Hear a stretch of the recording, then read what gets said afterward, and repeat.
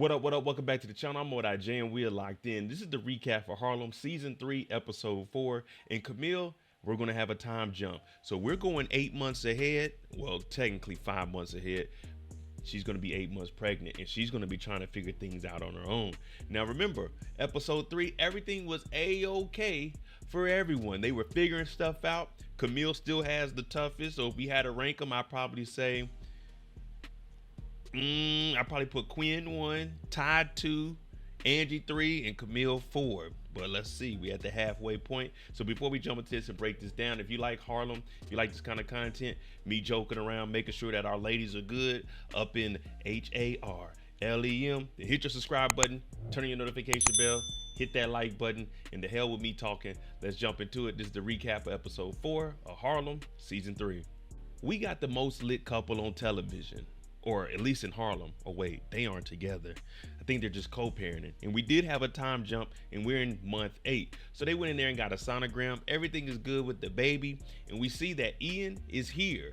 Now they're talking about they're going to meet up and go to this little couples event for the child, you know what I'm saying, to relax each other. And hey, baby mama, baby daddy, things are on the right foot. You don't have that left shoe on the right foot trying to figure out what's next. It seems like they have this co-parenting down so far. Now, she wants to go out and eat with Ian, but he's like, I got to get back with Portia. You know, my boo. And you can see that she's a little bit hurt about that. Angie's at rehearsals. Her and the ladies, they getting it together because she got drugs in her booty.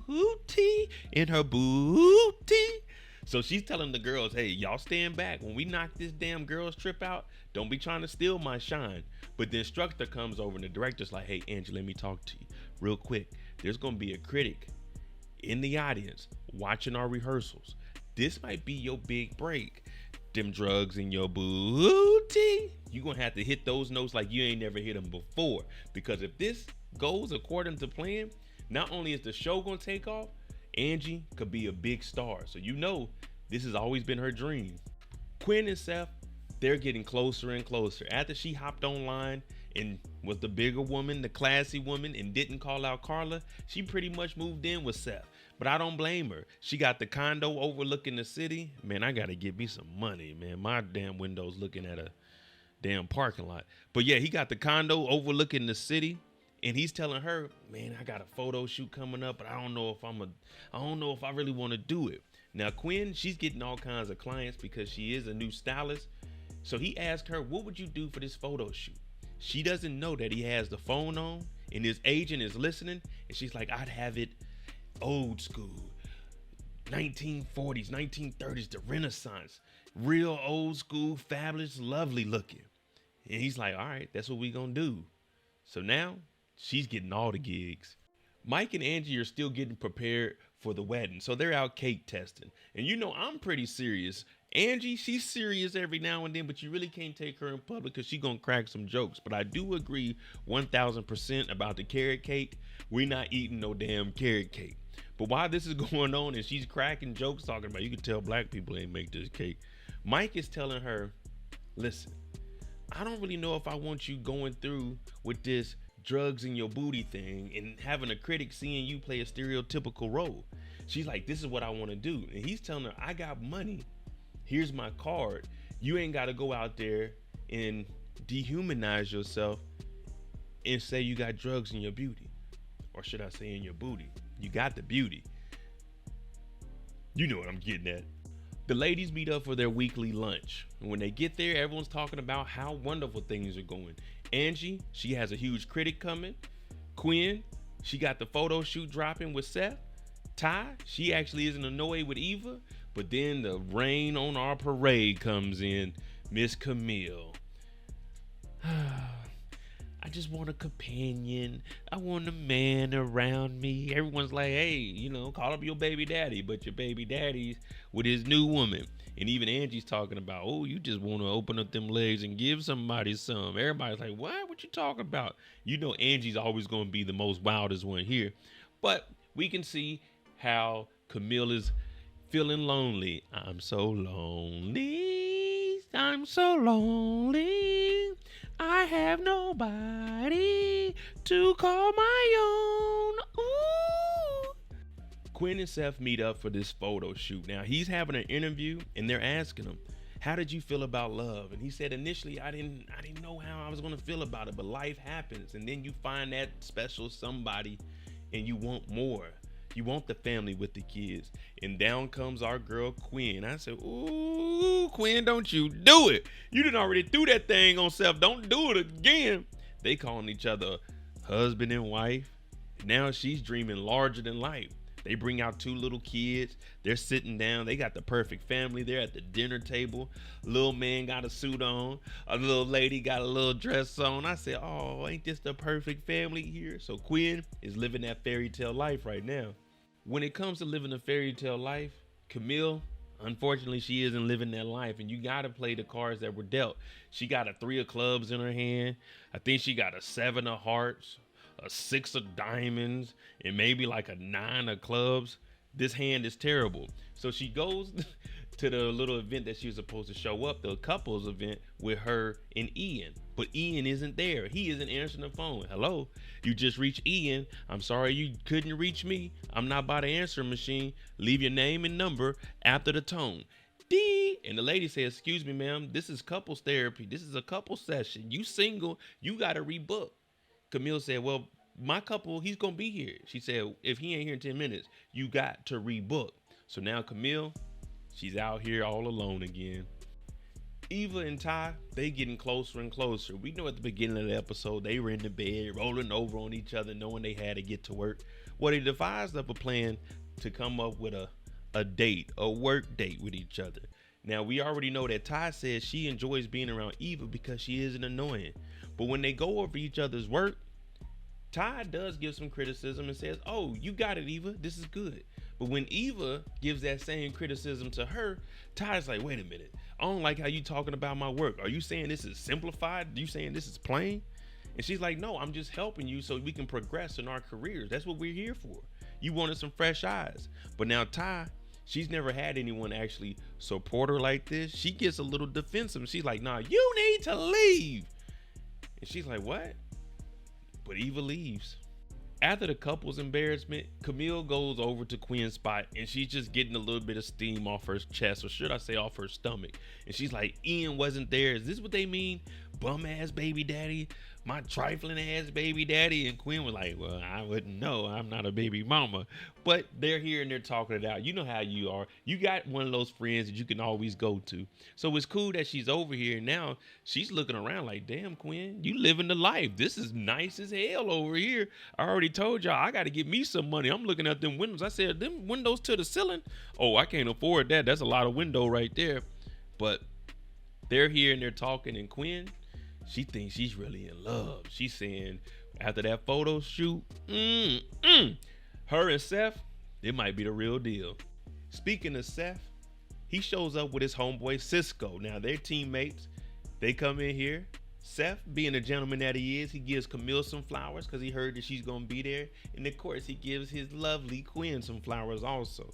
While this is going on, we get introduced to a new guy by the name of Cisco. Not to be confused with Thong Song Cisco, but this is Cisco, the baseball player. And he's like, look, while they over there doing that caking, you know, you're a very beautiful woman. My name is Cisco. It's nice to meet you.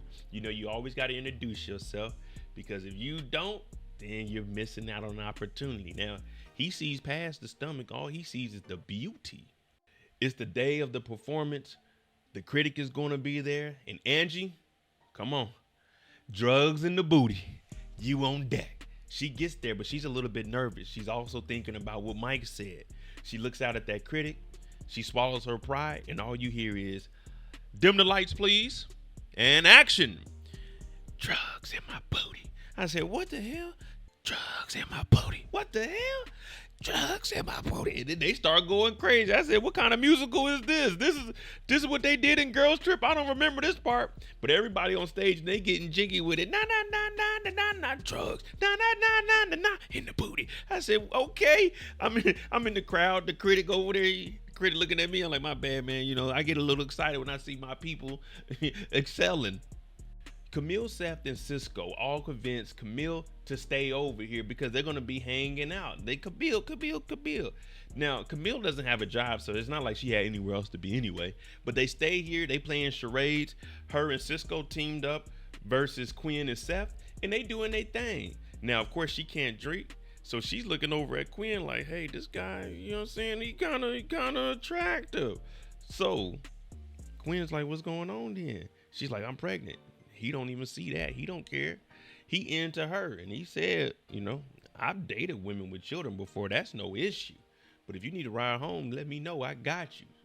So it looks like Camille might be a little bit interested. Remember, she said she just wanted like a male companion around her. Ty goes over to Eva's house because she left her jacket when she stormed out. Now, when they get there, we know that they had a bond when they were at the museum. We know they had a bond when we seen them wake up together and not want to leave each other. It's just sometimes when you're around people too much, you start to notice little things.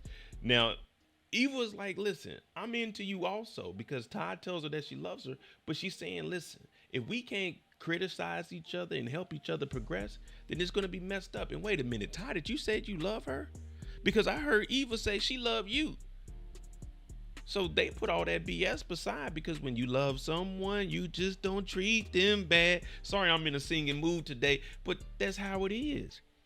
Eva and Ty, they go in there and tie the thing on up, if you know what I mean. Camille and Cisco, they hitting it off. They still at Seth's. The sun didn't went down. I would have thought they would have left by now. And she's talking about, "Well, I do got to get out of here." And remember, he said, "Hey, I can give you a ride home."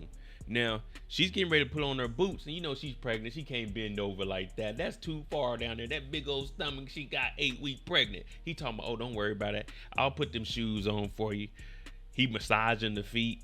He putting the boots on, and she's like, "Ooh, okay. This is something I'm not used to." Ian ain't doing none of this. Ian with Portia. But did I mention this brother is massaging the feet and putting on the boots? All right, Cisco, you better than I am.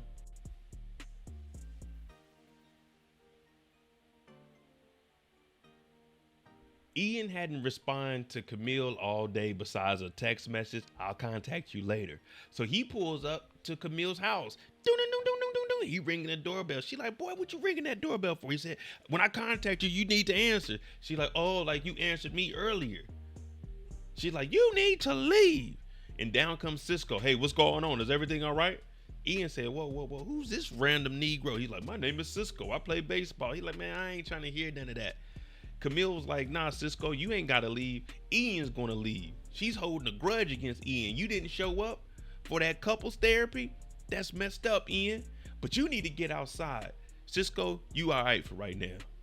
They get outside. Camille is still going off. "I don't owe you no explanation." He's like, "You can't have these random dudes in the house. You pregnant. You don't live there."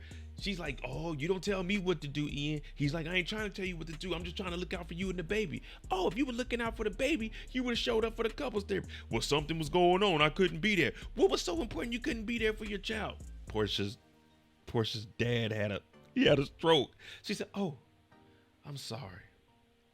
Now we gotta blame it on Camille's hormones, because sometimes you say stuff you may not mean, but you don't really know what's going on. And we can't fault Camille, because Ian could have said it was an emergency. And I agree with her on that. But these two, they squashed that, and they're going to be here for the baby. Through thick and thin, they're going to make it work. So that's good. Baby mama, baby daddy.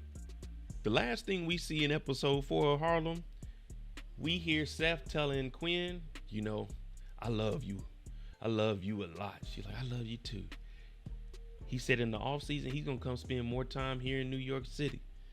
Now, she's loving that. Everything she dreamed of is perfectly fine. Fellas, when you get in that bed, when you go over there, you turn your phone on silent. You turn your phone upside down. You don't need none of that light waking you up unless you got to go to work in the morning. But his phone goes off. Seth gets up and answers the phone. And when he gets up, Quinn, she feels him move and she's kind of listening. And he's saying, "Hey, what's up, Sabrina?" "Oh yeah, I was with Quinn all day." "Yeah, you know how it is." And we're all wondering, who the hell is Sabrina? All right, there you go. Episode 4. What you think? Who is Sabrina? Is she important, or is Quinn overthinking it? And also, is the baby mama, baby daddy thing gonna work out? Ian has a lot of stuff on his plate. He also has those 4 eggs that he's gonna have to fill up one way or another, because I think Portia wants some kids. But let me know what you think. I'm MoDIJ. If you like this kind of content, hit that like button, hit that subscribe button. I hope I'm entertaining you guys with all of this. I'll see you, I guess, tomorrow? No, not tomorrow. I guess I'll see you when episode 5 and 6 drops next week.